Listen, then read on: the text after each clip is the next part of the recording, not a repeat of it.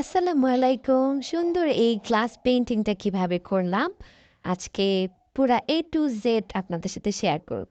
আমাদের এই গ্লাসটা অনেক দিনের পুরানো। আম্মুর যখন সংসার জীবন শুরু হইছে, আজকে থেকে প্রায় ৩৫-৩৬ বছর আগের, তখনকার এই গ্লাসটা।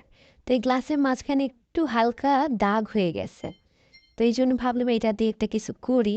তো আমি এটার জন্য লাইনার হিসেবে 3D আউটলাইনারটা ইউজ করছি ফেভিক্রিলের।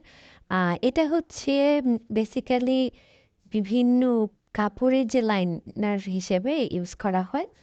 সব ধরনের সারফেসে এটা ইউজ করা যায়। গ্লাস, তারপরে ক্যানভাস, তারপরে কাপড় বলেন, বিভিন্ন যে শোপিসের উপরে যে ডিজাইনগুলা করে, সব কিছুতে ইউজ করা যায়। তো যাই হোক, আমি এটা এর আগেও একদিন ইউজ করেছি। সেদিন খুব আরাম লাগতেছিল ইউজ করতে। তো আজকে কি হয়েছে জানি না, মানে ভিতরে বাতাসই ঢুকে আছে কিনা, আমি অনেকবার খুলে ট্রাই করলাম, বাট এত শক্ত বেরই হতে চাচ্ছিল না, কি কারণে আমি জানি না। তাও অনেকক্ষণ সময় নিয়ে কষ্ট করে করছি। তো এই তো পরের দিন সকালবেলা রোদে শুকায় নিছি। এটা আপনার নর্মাল ১-২ ঘন্টার সময় শুকায় যায়। তো আমি রোদে দিয়ে নিছিলাম। তো তারপর হচ্ছে ফেভিক্রিলের যে গ্লাস পেইন্টিংগুলো আছে, সেটার ২ টা কালার নিছি। একটা হচ্ছে স্কাই ব্লু আর একটা হচ্ছে নরমাল যে ম্যাট ব্লুটা।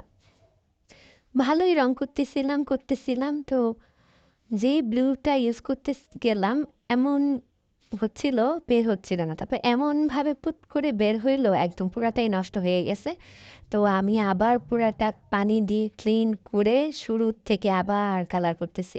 এই গ্লাস পেইন্টিং এর কালারের খুব একটা ঝামেলার বিষয় হচ্ছে, এটা ওয়াটার বেস হওয়াতে আপনার যখন আপনি কালার করবেন, এটা একটু স্কাত হইলেই একদিকে কালারগুলো সব এসে জমে থাকে, আর একদিকে একদম হালকা থাকে।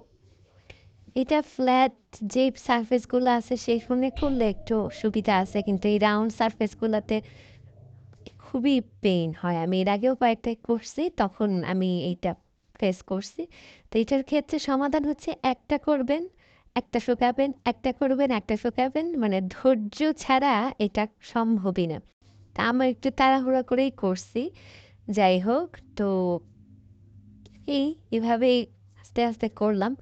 মানে আবার বারবারই হচ্ছে নামসগুলা ডিস্টার্ব করতেছিল। যাই হোক, তো শেষ হইল। আর আমার কিছু রঙগুলাও নষ্ট হইল। দেখতে আসলে এত কিউট লাগে এগুলার কালারগুলো, আর হচ্ছে ট্রান্সপারেন্ট কালার হওয়াতে আরো বেশি সুন্দর লাগে। এই তো আমার কাজটা শেষ, কেমন হয়েছে জানাবেন, আর আমার চ্যানেলে সাবস্ক্রাইব করবেন ইনশাল্লাহ। আসসালামু আলাইকুম।